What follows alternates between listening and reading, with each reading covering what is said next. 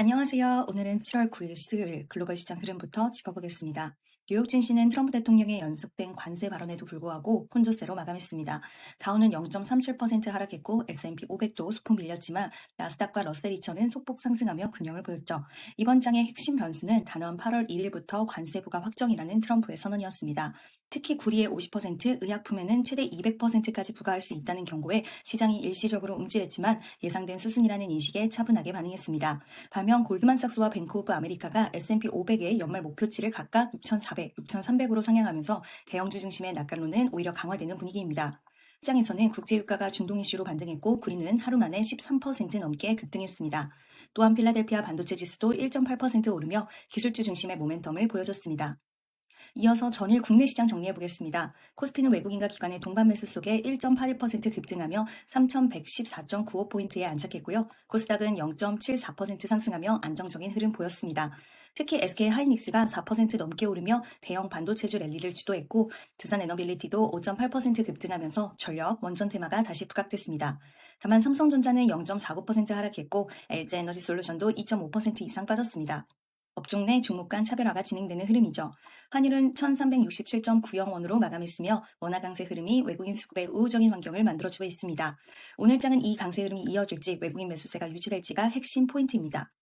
오늘 시장을 흔들 핵심 뉴스는 크게 세 가지입니다. 첫째, 트럼프 대통령의 관세 선언입니다. 8월부터 구리, 의약품, 반도체 일부 품목에 고율 관세가 부과될 것이라 확정되면서 소재주, 수출주, 부품주 중심으로 긴장감이 커지고 있습니다. 둘째는 AI와 반도체입니다. 엔비디아는 시총 4조 달러 돌파를 눈앞에 두고 있고 인텔은 구조조정 이슈와 함께 7% 넘게 급등했습니다. AI 서버 수요와 HBM 메모리 시장 확대가 글로벌 반도체 테마에 다시 불을 붙이고 있습니다. 셋째는 바이오 섹터입니다. 모더나가 인플루엔자와 RSV 백신 이슈로 9% 가까이 급등했고 국내에서는 파마리서치가 인적 분할 철회 후 연일 급등세를 이어가고 있습니다. 이 외에도 머스크의 반트럼프 신당 이슈, 삼성전자의 상승 모멘텀 부재 등도 종목별 수급에 영향을 줄 수 있는 이슈로 체크됩니다. 오늘 특징 섹터 먼저 보겠습니다. 먼저 반도체와 AI입니다. 미국 시장에서는 인텔이 7%, 엔비디아가 1% 상승하면서 국내 반도체 소부장주들에게도 수급 기대감이 커지고 있습니다.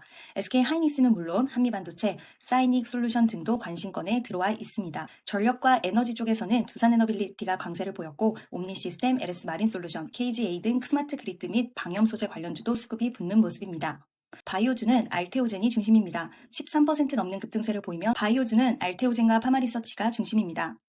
파마리서치는 13% 넘는 급등세를 보이며 전고점을 돌파했고요. 일동제약, 현대바이오, 대웅제약 등 실적과 뉴스가 결합된 종목들도 수급의 흐름을 받고 있습니다. 소비 컨텐츠 섹터에서는 아마존이 프라임데이 반응 부진으로 하락했고 국내에서는 조이시티, 넵튠, MBT 등이 이슈와 연동되어 움직임이 있습니다. 마지막으로 금융섹터에서는 KB금융이 시총 5위 자리를 되찾았고 대신증권도 관세 리스크로 회전율이 커질 것이라는 기대감에 강세를 보였습니다.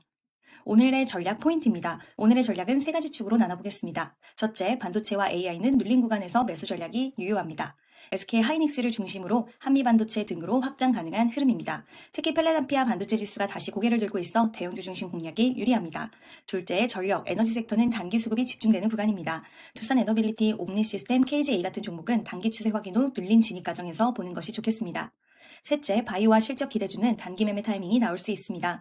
파마리서치처럼 재료가 결합된 종목은 흐름이 이어질 수 있고요. 대웅제약, 일동제약 등은 거래량과 뉴스에 따라 단기 대응이 가능합니다. 정리하면 시장은 관세 불확실성에도 크게 흔들리지 않고 AI, 반도체 중심으로 다시 수급이 몰리는 모습을 보이고 있습니다.